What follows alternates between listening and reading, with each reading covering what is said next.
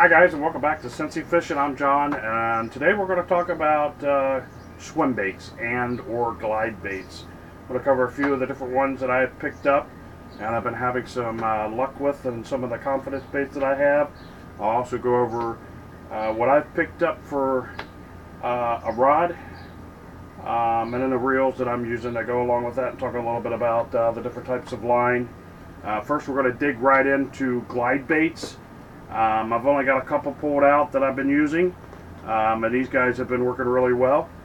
This one is the River to Sea S Waver. It is in that light rainbow trout. Great S motion bait coming through the water. A lot of you don't need much explanation and you don't know what that is. Great glide bait, great choice. Next up along that same lines is the Savage Gear. This one is in a shad color. We've got one tied on as well, so I'll kind of go over that while I'm at it. Again, another S waving or S motion type bait coming through the water. Been great producers. This one I haven't thrown as much as the other one that's tied on. The difference is I think the other one's a little bit bigger, and it has a feather on the back.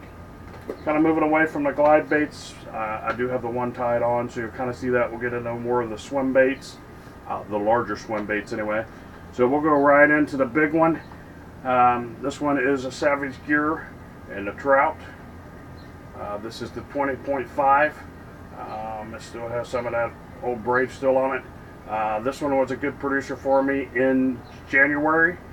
The other one, I do have the hook bent up a little bit. It's one of the key things you can do, guys. Bend that hook up. Just hold on to that harness and bend it up. I was doing it back in December, January, early February, slow rolling it on the bottom. Was getting laughed at pretty hard at the local pond with that, until I plugged or picked off about a 6.5, 7 pound bass out of there. Then they kind of quit and left me alone with it. It does have the additional hook at the bottom, or I should say adapter at the bottom if you did want to put a stinger hook on or a treble hook. I have yet to do that. I'm just using a regular top jig hook. Once I stick these fish, I'm not giving them much of a chance to turn. You'll see the heavy gear that I'm throwing these on. So far, it's been great working that way. Next, all along the lines of a big swim bait that I've been throwing. This one is at Huddleston. This is the 68 Deluxe in the weedless. This one's kind of in a blue, I think it's a blue herring or something along that lines. I wanted something more of a bluegill color. It was the only thing at the time in a weedless Huddleston that I was able to get. I believe this is right at fall 4, maybe. And I believe it's a 6.8 inch or 5.8 inch, something along that lines. Got a regular spot in the front to tie on and a standard jig hook, just like the big Savage Gear dude. That's kind of the only couple that I pulled out. I mean, I've got a couple of different sizes of those and a regular standard large pre-rig swim baits. The next two I'm going to talk about is that Kitech in a 5.8. It's kind of in that black shad color. I got quite a few of these in that size and that color around the Black Friday time. I love this color. Love that size for catching striper. Down underneath the dam, I go down to Meldall Dam, catch a striper, caught a few big catfish on that. I'm going to start throwing that again around the local ponds, throwing it probably weedless, screw lock, bring the hook back, throw it weedless around. This should be great for a lot of the ponds, especially the newest pond that I've discovered. It's full of shad. Should be a great producer for me. Another one that I haven't thrown yet, but I picked it up. This is a little lunker hunt bait, more of a goby style. I would probably Texas rig that as well with the screw lock in the nose. I can't wait to get out and throw that again, a nice paddle tails type bait. Then the other ones that's been really producing for me really well. It's not that big of a bait, but it is that swim bait. It's got a top jig hook, got another adapter at the bottom if you wanted to put a stinger treble hook in it and belly sink it. It's a little Savage Gear, maybe a 2.8, 3.8 inch size. A couple of the ponds that I fished, they were loaded with bluegill. So I thought I'd try this out. Got them cheap enough. The only thing I'm not really sure how well it's going to work yet is that little small hook at the top. The couple bass, not on this particular one, but the couple bass that I did catch on that one, I did bend the hook up, make it more straight out. Has kept the bass pinned pretty well. This one I might end up rigging with some kind of stinger hook on the bottom and belly rig it. But this one's been great. It's light enough that I can throw it on my conventional gear and hop it along the bottom. It kind of resembles a little bluegill raiding a nest. Kind of getting back into bigger hooks on a jig hook. This one is the live target in a bluegill color. Nice big stout jig hook. It's got kind of like the vortex tail on the back, kind of like your Huddleston has. Works really well swimming through the water. I've had quite a few bass follow it. Nothing's committed to it yet. So we'll see how this one ends up panning out. Back onto the Savage Gear line, same thing. I've had a lot of followers. This one is their bluegill. You can just bury them hooks up on the top, or you can leave that hook loose, segmented. I've thrown this around quite a bit. Again, I haven't caught anything on it yet, but I've had quite a few followers, so they're definitely showing some interest in it. I did buy this late in the year last year, really never got to get out and throw it, but I think this is going to be a big producer too in some of the bluegill lakes. Got a lot of nice detail into the body. Again, I'm just starting to get into a lot of the bigger swim baits, so I went with some of the cheaper alternatives, and so far some of them have produced quite a few fish, some of them haven't. Again, since I'm kind of new into this, I kind of went a different route with my rod. Reels I already had on hand. This one happens to have, and I've been kind of playing back and forth seeing which one I like the most. This one's got the Calcutta 400B on it. The other one has the Cardiff 400 on it. Sorry guys, the glide bait got tangled up. I have picked up a couple of these pouches. This is just the cheap film stream that I was able to pick up at Dick's. They were part fillers for me, kind of adding up. But anyway, I don't know if the Cardiff or the Calcutta is going to be the main choice. I've got two Cardiffs, two Calcuttas, kind of playing to see which way I want to go. This one, I was out throwing regular big swim baits where you like to use the braided straight braid. Normally on these treble hook glide baits, I like to throw. I've got straight braid on the other one, but I will run a mono leader or a fluorocarbon leader. This one I just happen to tie that bad boy on and try it out on this rod too. This one is the Bass Pro Shops Graphite Series rod. It's their musky rod. Runs you about $49.99, so for 50 bucks, and then depending on which style reel you get, a couple $100 more. So we'll say this is a total $300 combo. I bought these reels used, got them real cheap. I've actually got about $100 in this whole setup, excluding the line. It's got 65-pound Power Pro on it. The nice thing about this rod, it's 7'6", throws anywhere from a 4 to 10 ounce lure, and it's rated a 30 to 80 pound line. It is an extra heavy, fast action. It's got a nice cork handle to it, pretty decent reel seat.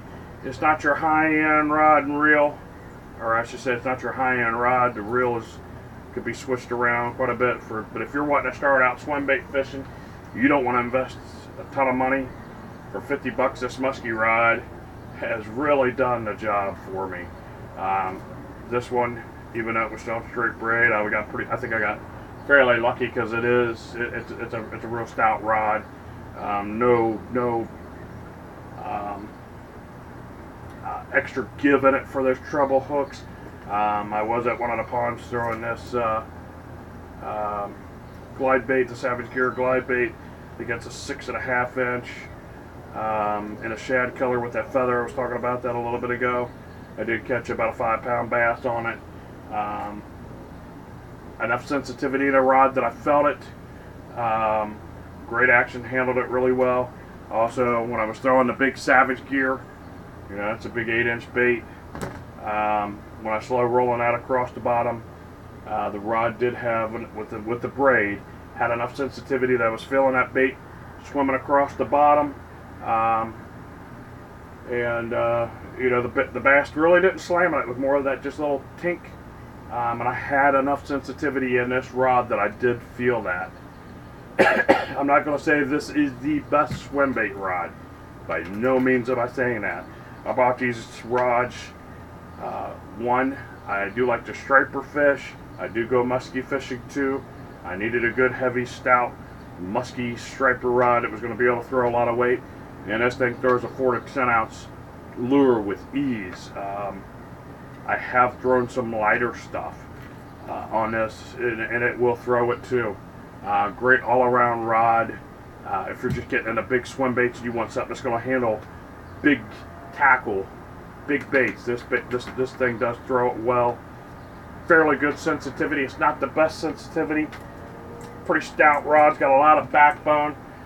It's got a little bit of flex up here to tip, guys, if you can see that. And it has done really well. Like I said, these treble hooks, I would prefer to run it braid to leader. Put about a 6-foot mono leader on it. That's been what I've been doing the most. On the treble hook styles, the jig hook styles, I do just prefer straight braid. One of the things, like I said, I'm not doing anything else. As far as stinger hooks and things of that nature, I did watch quite a few videos, different people on what they were doing and how they were big bait fishing. And I've kind of gone with Matt Allen's style, again with tactical bassing. You know, when he's pinning those fish, he's not losing them. He's just keeping her head towards him, and he's trying to keep control of that fish. So far, I haven't found a problem with this rod. The reel, definitely Shimano reels are nice. Like I said, I've got the Cardiff and the Calcutta. I'm going back and forth seeing which one I prefer the most. Right now, I'm leaning more on the Cardiff for this line. And I'll leave my Calcuttas for catfishing, or vice versa. I may use the Calcuttas this route.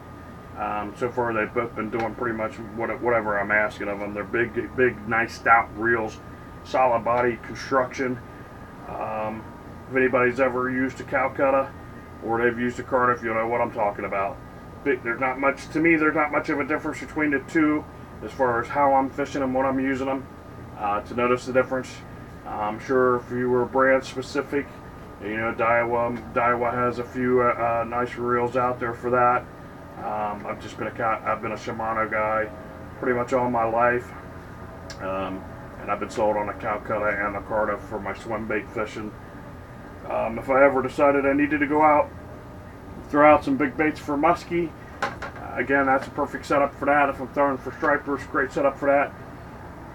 I have thrown the bigger Kite Tech on a big weighted hook. Let me see if I can grab that hook for you guys real quick. It's a little bit long for my taste, but I was looking for something big. So I think this might be a 3/4 ounce. It's got some nice features to it. I think it just might be a little lengthy for my preference. It does go really long into the body of the swim bait. I'm not quite sure, or if I even remember who made that hook, but it does have the double wire keeper on it here. So once that Kitech's on there, it is a nice solid. I believe this was a 6/0 hook. But again, let me just kind of show you here, guys, without actually putting it on. Once you get that Kitech on there, it goes way back. I mean, that's way back on there.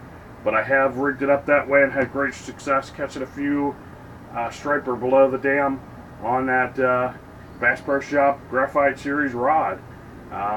It was able to produce enough sensitivity that I could feel this coming through that fast current. Once this fish grabbed a hold of it, I knew it. I was able to bring them in. Caught a couple nice 4, 5, 6 pound striper, really fast moving current. So they, you know, guys, if you fish that fast moving current, 6 pound fish a lot of times feels sometimes like a 20 pound fish. those rods handled it with ease, where some of my more conventional gear wasn't quite doing it. This you could throw on conventional gear with the big swim bait. I don't see that being a problem. I would throw this on straight braid. I'm really fond of the straight braid in the fast current, because you really feel the action of that bait, making sure that tail's moving, and when those bass are grabbing it, you get a good hook penetration in it, and you got great sensitivity all the way. Again, guys, I just want to run over some big baits real quick, some things I'm doing down here in the Cincinnati area. I hope that helps you out. Hope there's some good tips in there, some good choices on some of the cheaper swim baits, cheaper gear that I have been throwing. My most expensive bait in that mix was this Huddleston Deluxe, $25.99. I think you get a 3-pack of these guys, $3.99, $4.99, $5.99, somewhere in that ballpark. Inexpensive stuff, big baits that do catch fish. If you haven't subscribed to my channel, please do. Like, share, send comments. You want any questions answered on what I'm doing or how I'm doing it, I'll be glad to answer those questions. Thanks again, guys, and we'll see you in the next one.